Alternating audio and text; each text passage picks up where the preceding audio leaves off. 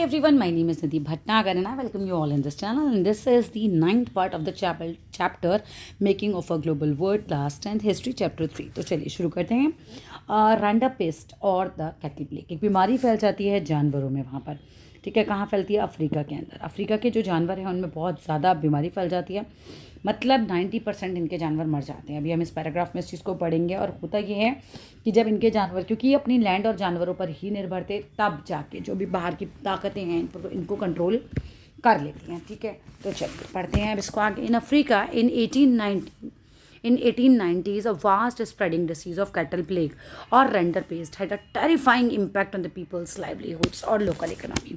Africa में 1890 के दशक की बात है, उसमें रेंडरपेस्ट नाम की बीमारी बहुत तेज़ी से फैल गई थी।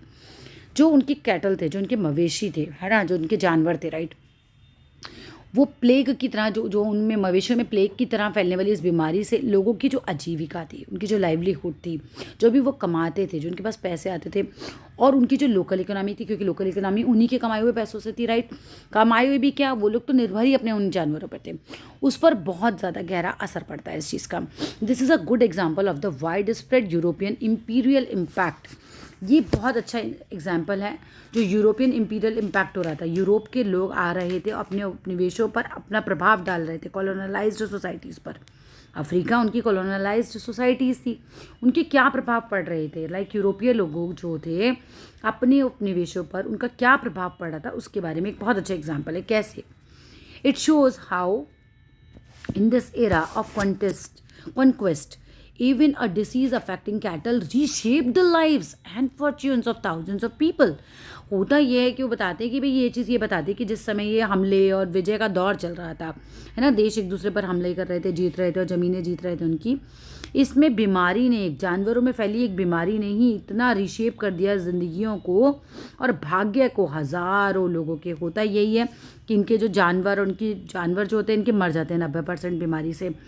तब ये जो कॉलोनियल पावर्स होती हैं, जो यूरोपियन पावर्स होती हैं, इन्हें कंट्रोल करती है। ठीक है, और अदरवाइज़ ये तैयारी नहीं थे इनके यहाँ काम करने के लिए। ठीक है, आप पढ़िए। Historically Africa had abundant land. अब अगर हम बात करते हैं, इतिहास को देखते हैं, अगर हम प्राचीन काल से देखें तो अफ्रीका के पास एब्यूडेंट लैंड थी अपनी, एंड रिलेटिवली स्मॉल पॉपुलेशन थी। लैंड खूब सारी है, पॉपुलेशन कम लोगों की है, राइट।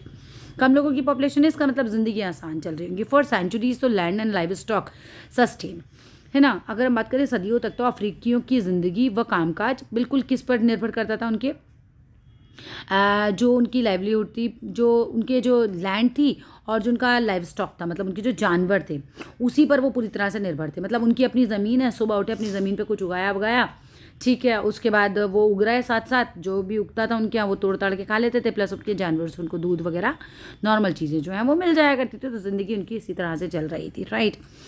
और रेयरली वर्कड फॉर वेज, और लोग जो थे ना वो पैसे के लिए काम नहीं करते थे। जैसे वेजेस क्या होते हैं, लाइक रोज काम कर रहे हो और आपको उसके पैसे मिल रहे हैं, लेकिन लोगों के पास क्या है, अपनी ज़मीन है, अपने जानवर है, तो काम करने की क्या ज़रूरत है वेजेस पर। ठीक है, वो उतने में ही खुश थे। इन लेट 19th सेंचुरी अफ्रीका में अगर हम बात करें तो there were few consumer goods. Consumer goods क्या होते हैं? जिन्हें आप जो खरीदते हो।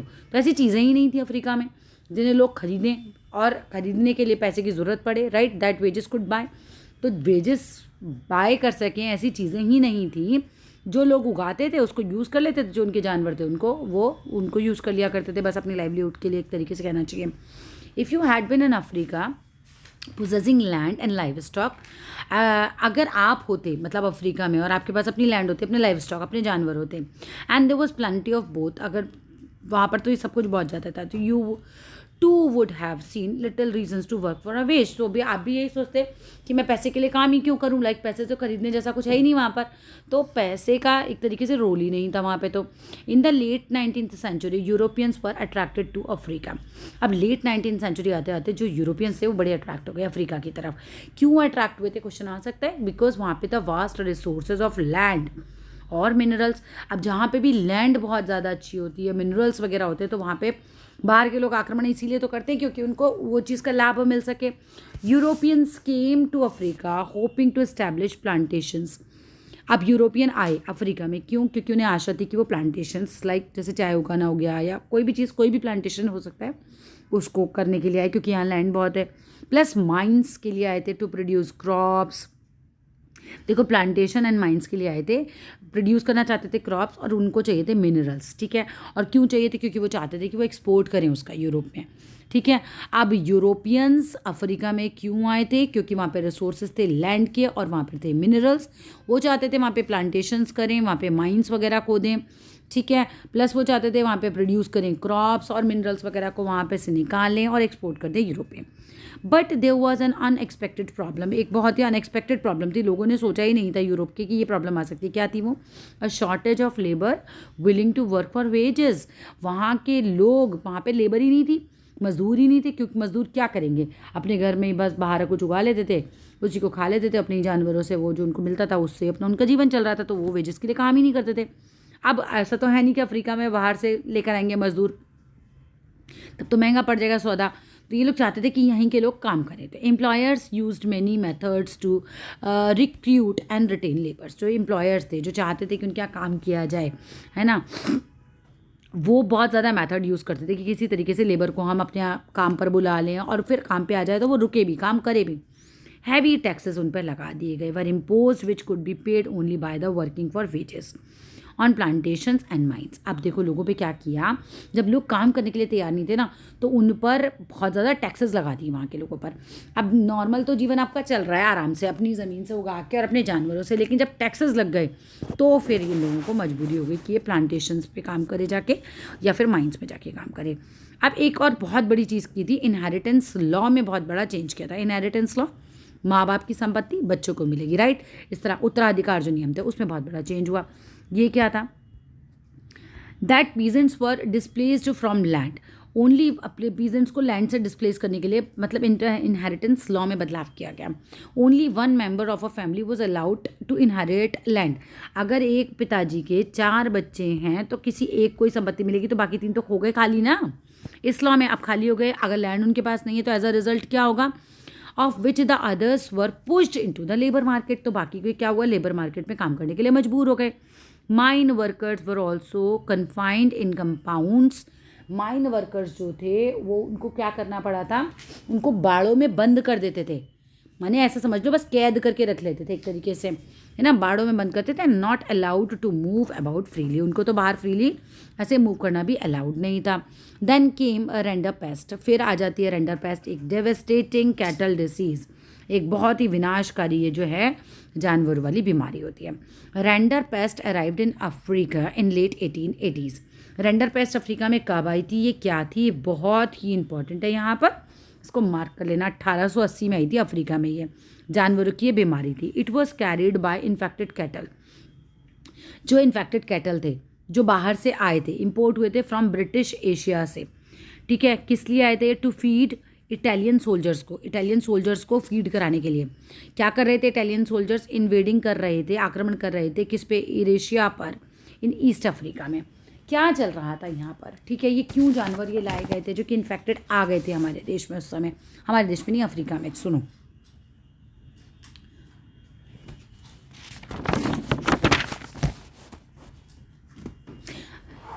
अफ्रीका में रेंडर पेस्ट नाम की बीमारी सबसे पहले 1880 के दशक में आखिरी सालों में दिखाई दी। उस समय पूर्वी अफ्रीका में एरिट्रिया नॉट एरिस्ट्रिया, एरिट्रिया पर हमला कर रहे जो इतावली सैनिक थे उनका पेट भरने के लिए ये आई थी, ठीक है। किस साइड के थे ये? याद करो, पूर्वी अफ्रीका में एरिट्रिया पर हमला कर रहे थे इतावली सैनिक, उनका पेट भरने के लिए ये आए थे। Entering Africa in east, rinderpest moved west में। देखो ईस्ट से तो इसकी एंट्री हुई इस बीमारी की, एक तरीके से इन कैटल्स की, और ये बीमारी जो थी वो फॉरेस्ट फायर, जंगल की आग की तरह जो है वो पूरे अफ्रीका में फैल गई। फैली कहाँ? रीचिंग अफ्रीकाज अटलांटिक कोस्ट में पहली थी 1892 तक, 1892 तक ये वहाँ तक भी जाके फैल गई थी पूरी थी, ठीक है। अफ्रीका के पूर्वी हिस्से से महाद्वीप में दाखिल होने वाली ये बीमारी जंगल की आग की तरह पश्चिमी अफ्रीका की तरफ बढ़ने लगी, पूरब से पश्चिम की तरफ फैली, ठीक है, पूरब से पश्चिम की तरफ फैली अफ्रीका के। 1892 में ये अफ्रीका के अटलांटिक तट तक जा पहुंची ये बीमारी, ठीक है। It reach the cape, African southernmost tip जो है अफ्रीका का साउथर्न मोस्ट टिप तक ये पहुंच चुकी थी 5 years लेटर, 5 साल बाद। अगर हम बात करें इन 5 सालों में, एक तरीके से 5 साल के लास्ट तक आते आते ये बीमारी अफ्रीका के साउथर्न मोस्ट टिप केप तक भी पहुंच गई थी। Along the way render paste killed 90% of the cattle. इस बीमारी ने लगभग 90% जानवर जो थे मार दिए थे, है ना। इस बीमारी की वजह से 90% जानवर जो है मर गए। अब अफ्रीका के लोग, मैंने आपको बताया, अपने लैंड अपने जानवरों पर निर्भर हैं। 90% जानवर मर गए, हो गए खाली है, ठीक है, हो गई प्रॉब्लम इनके साथ। The loss of cattle destroyed Africans livelihood. जो लॉस हो गया इनका कैटल का, इन्होंने तो बिल्कुल इनकी लाइवलीहुड को डिस्ट्रॉय कर दिया। Planters, mine owners and colonial government now successfully monopolised what square cattle resources remained. क्या किया इन्होंने, तब जानवरों वाली हरकतें ही करी एक तरीके से। जो प्लांटर्स थे, जो माइन ऑनर्स थे, जो कॉलोनियल गवर्नमेंट थी, है ना, जो बाहर से आकर शासन कर रही थी, यहाँ पर कॉलोनियल गवर्नमेंट थी, इन्होंने क्या किया, जो बचे कुचे भी जानवर थे, नो स्केयर कैटल्स, जो भी बचे कुचे जानवर थे, जो भी रिसोर्सेज थी, रिमेंड थी, उस पर भी मोनोपोली कर ली, मतलब उस पर भी एक अधिकार कर लिया, उसे भी अपने कब्जे में ले लिया। किस लिए? To strengthen their power. ये चाहते थे कि इनकी पावर बढ़ जाए। To force Africans into the labour market. और ये चाहते थे कि अफ्रीकी लोग लेबर मार्केट में उतार आए। अब जब उनके पास कुछ होगा ही नहीं, है ना, तो फिर तो उनको मजबूरी हो गई ये सब करने के लिए, अब लेबर करने के लिए, लेबर का काम करने के लिए। Control over the scarce resources of cattle enabled European colonise to conquer and subdued Africa.